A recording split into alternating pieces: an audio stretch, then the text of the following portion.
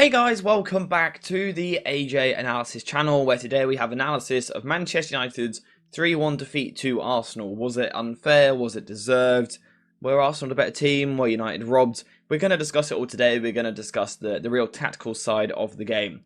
Now, I did also do a live stream on this yesterday, post-match, kind of instantly my immediate reaction. So if you want to go check it out, it is still on the channel. But today we're going to look at it from more of a tactical point of view, and also discuss some of the things we literally saw during the game. So before we continue into the video, a quick shout out to today's video sponsor, JerseyFIFA.com, the home of all of the greatest football kits. Whether that be the new latest releases or the old classic ones like this, Jersey FIFA has something for everyone, and now you can check it out yourself using the link in the description down below. And also make sure to use code JerseyFIFA for 10% off when you order. So the first thing which I think needs to be said about this whole game is that the scoreline doesn't really reflect the football match, and I've seen Ten Hag coming under a little bit of pressure, and for me that's a little bit silly. I don't think United were bad at all in this game. 3-1 on paper looks like a bad result, and you would think therefore a bad performance.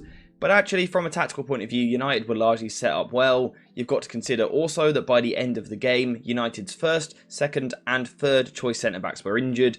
First and second choice left backs were injured. 2 midfielders still not in the team. 3 midfielders, in fact, not in the team. This was a depleted squad, which Erik Ten Hag was working with. So I think it's not important to. I think it's important not to overreact, especially when you consider that in the first half, United were pretty decent and were able to play the ball out from the back quite nicely.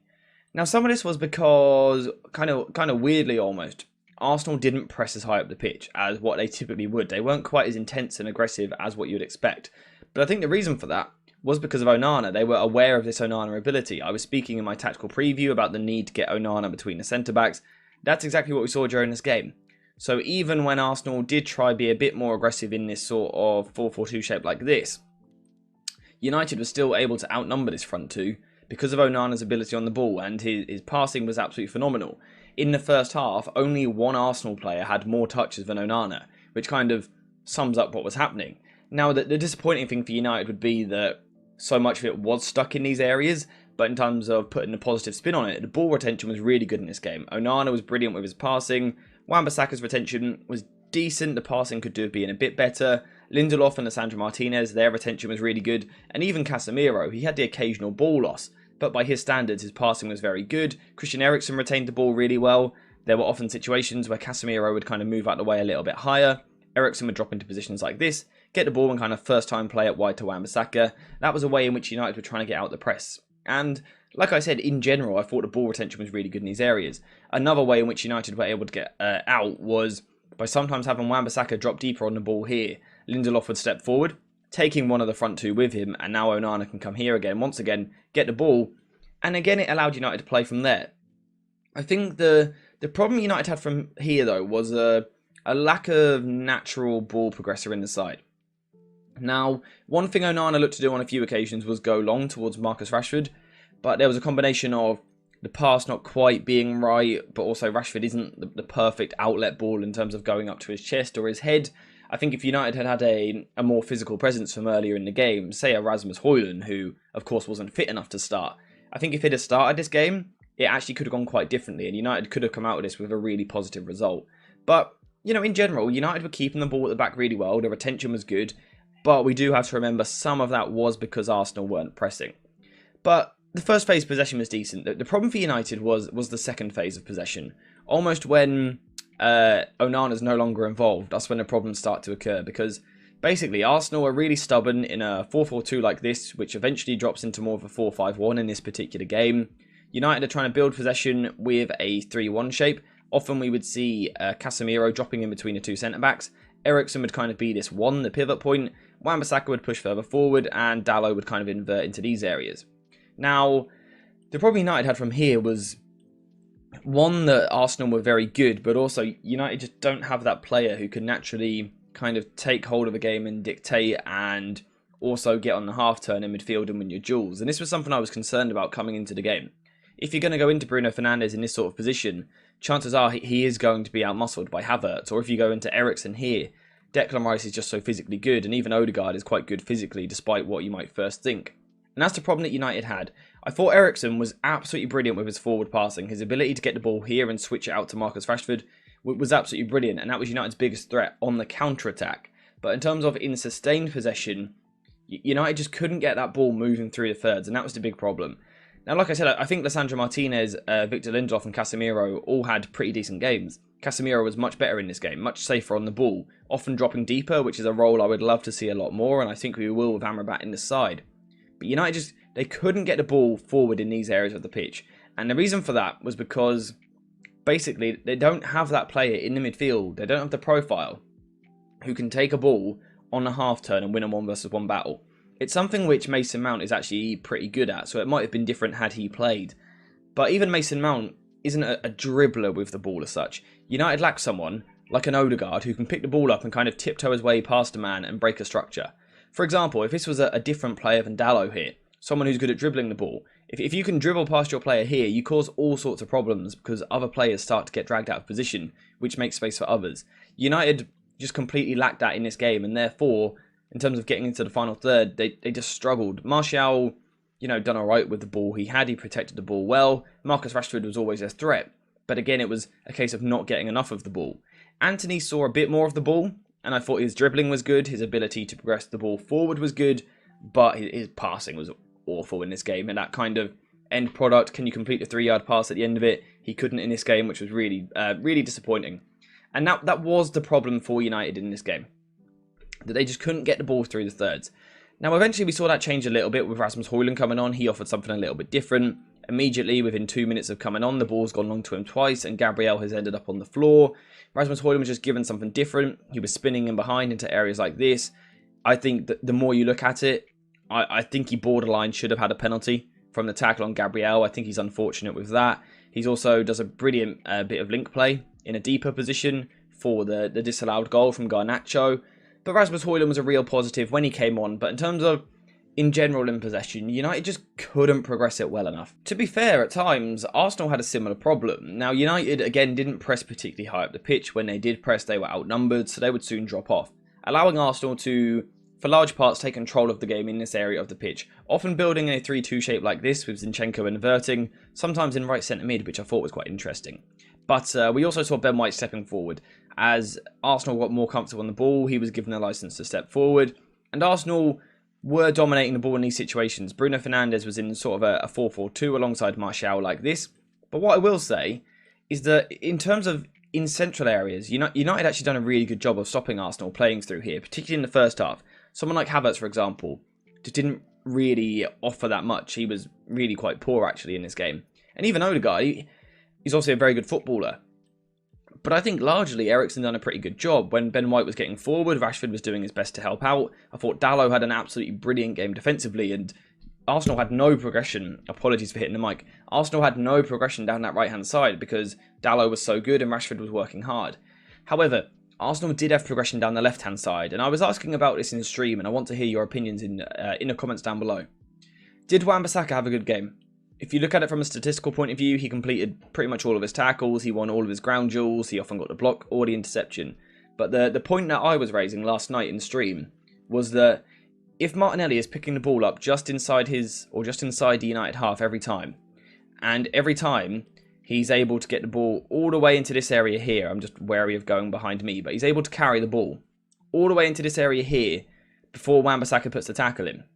Is it good defending? Because Wan-Bissaka's got the completed tackle, he's got the completed interception, but he's allowed the ball to be progressed really, really easily 30 yards and then given away a corner. And whilst Arsenal's corner delivery was terrible all day long, we know how they got that important goal late on from a corner. So I actually think it was poor defending from Wan-Bissaka. Now, you'd argue maybe Martinelli was just really good, and there is a case for that, but I think Wan-Bissaka could have been a bit more aggressive, a bit more front-footed, got closer to Martinelli quicker, and then if you're kind of putting a tackle in these areas, you're only giving away a throw-in, rather than by the byline, you're always giving away corners. And like I said, Arsenal had, I think it was 12 corners in the end. Eventually, if you give a quality team, a physical team, that many set pieces, they are going to score goals, and that ultimately is what hurt United. The other thing, though, which United struggled to deal with, was Arsenal forming that front five in attack. When they're progressing the ball out wide and then coming back inside, they get this front five like this up against the back four. Now, this is one of the most talked about tactical ploys on the channel. We talk about it literally all the time. The ability to get a front 5 up against the back 4. What does it allow you to do? It gives you an overload and it gives you channels to attack. Because you have the extra number, the opposition have to defend spaces rather than individuals. So Saka now has this channel of space here, Odegaard has this channel of space here, Nketiah has this channel of space here, Havertz has this space, and Martinelli has this space. That's a big problem for United. But also the other problem was that United tried to react to it, which was a positive thing to do. Casemiro would often drop into this position, United would go a bit more like this, almost into a 5-4-1 at times, and Casemiro is responsible for following Havertz. However, the problem came when United are now kind of man for man. Arsenal's movement was really good. So Nketiah was dropping into these positions, dragging Lindelof out, and now Casemiro gets a little bit stuck, especially as Declan Rice started to push forward even more in the second half, or even Zinchenko at times was being more aggressive with his positioning, moving into areas like this. It asked different questions because suddenly, when Zinchenko's now on the ball, Lindelof's been dragged by Nketiah. Casemiro doesn't know, does he go touch tight to Havertz? Does he sit off so he doesn't leave the space? Is he meant to be putting pressure closer to Zinchenko because at the end of the day he is a midfielder? This caused problems, and I think that was ultimately the undoing for United, and that's where Arsenal just had that tactical edge. And I think this kind of summed up the difference between the two teams in terms of where they are in their project at the moment, because United also tried to attack with a front 5, but we didn't see it being as effective. This looked like a team in Arsenal which are, 4-5 years into their project, whereas Ten Hag is only in his second year. I think that is what showed here. Arsenal were just slightly more well-oiled. They were slightly better at moving the ball and manipulating space and timing their runs into the final third. I think that is what ultimately gave Arsenal the edge. And I believe, if I can find it, we've got some clips to look at it. So let's quickly go to them. This is the first goal here. Of course, United have just scored, so it's bitterly disappointing to concede straight away. In my opinion, it's schoolboy. It can't happen. But Arsenal have got a front 5 here. And what this is going to allow Arsenal to do is attack these channels of space. You can see we've got this channel outside of Wan-Bissaka, which Martinelli can go into. We've got this channel of space here between Wan-Bissaka and Lindelof, where there's a man present. We've got the channel of space between Lindelof and Lisandro Martinez, which Nketiah can attack, between Licha and Dalot, which Odegaard can attack, and then outside of Dalot where Bukayo Saka is. This is the perfect example of a front 5 attacking a back 4 and causing problems, creating overloads. Because as it moves on, we see the United players get dragged out of position because they are outnumbered. Lisandro Martinez tries to be aggressive and step out. As a result, Christian Eriksen goes, okay, Lisandro Martinez has stepped out, so I need to cover into centre-back, which in a way is the right thing to do. But the problem it creates is that Odegaard is left in an acre of space because, like I said, Eriksen has dropped in to cover for Lisandro Martinez, who has stepped out. Again, it's the result of being outnumbered in these areas. There's always going to be someone spare. And the problem is, when it's a player like Odegaard, they normally punish you. United had a similar incident later on in the game, which led to the disallowed penalty for Kai Havertz. We can look at this using Once Video Analyzer Pro, a top video analysis software, which you guys can check out using the link in the description down below. I really do highly recommend it. It's great. I use it literally all the time. But again, we're going to see Arsenal have a front 5 here. We've got Bukayo Saka up the top. We've got Odegaard tucked inside. Nketiah dropping in, dragging Victor Lindelof out. Kai Havertz is going to push forward, dragging Casemiro, and also Martinelli is even wider, not even in shot. United only have 4 defenders in this area, and like I said, Casemiro and Lindelof get confused with who's going after Nketiah, who's going after Havertz, because you can see here, Casemiro, he doesn't look at Havertz, and that is a problem. As a result, the kind of ball gets played on, and Nketiah does really well, finds Havertz in this channel of space once again. Now again, if I get some arrows up real quick, what we can see is that Saka can go outside here. You've got Odegaard can go here. You've got now Declan Rice has pushed into this position who can go here. Havertz is making the run. But again, you've also got Martinelli outside. And this is just, again, really good overloads in the final third. Kai Havertz gets the ball, does well with his first touch, gets into the box. And again, we can see all the numbers which Arsenal have forward. Is it a penalty? I actually don't think it is, in my opinion. I think Havertz initiates the contact. So as a result, United don't truly get punished for it. But again, from a tactical point of view, you could see the problem with Arsenal creating this overload in the final third. And for me, ultimately, from a tactical point of view, that was the big problem here. Now, United fans and Ten Hag will sit here and argue about refereeing decisions. I think United were really unlucky. I think another day, does Bukayo Saka maybe get sent off? Possibly, but you could argue the same for Victor Lindelof. I think Johnny Evans is fouled in the build-up to the goal for Declan Rice, which of course makes it 2-1. That's a huge goal in the game. That changes the game. I think Johnny Evans is fouled. Rasmus Højlund, is he fouled in a penalty area by Gabriel up the other end? The more you see it, the more you think he might have been. What's the other one as well? Was Garnacho offside? It looks so different depending on what different angles you look at. So we just don't know. So that's why I think it's important not to overreact, because another day and another VAR official who maybe draws the line just a little bit differently or looks at certain penalty incidents in a different way, on the 88th minute, United could have been 2-1 up there and then. And we're talking about, tactically, a really good performance from Ten Hag, set the team up perfectly to nullify Arsenal, whose only real threat was set pieces. You know, United done well, the players executed the plan well, they were good in transition and won the game 2-1. That's what could have been on another day. So I wouldn't overreact to this game. I think United were unfortunate not to come out with a draw, if not more. So I wouldn't overreact. But I am interested to hear your thoughts in the comments down below.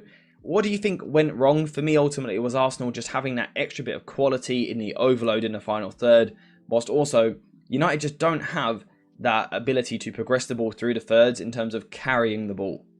Someone getting on the half turn, dropping a shoulder, United still lack that. So those were the two main problems for United, in my opinion. But yeah, let me know what you think in the comments down below. But apart from that, thank you guys for watching. I hope you have enjoyed it. And as always, I'll see you in the next one.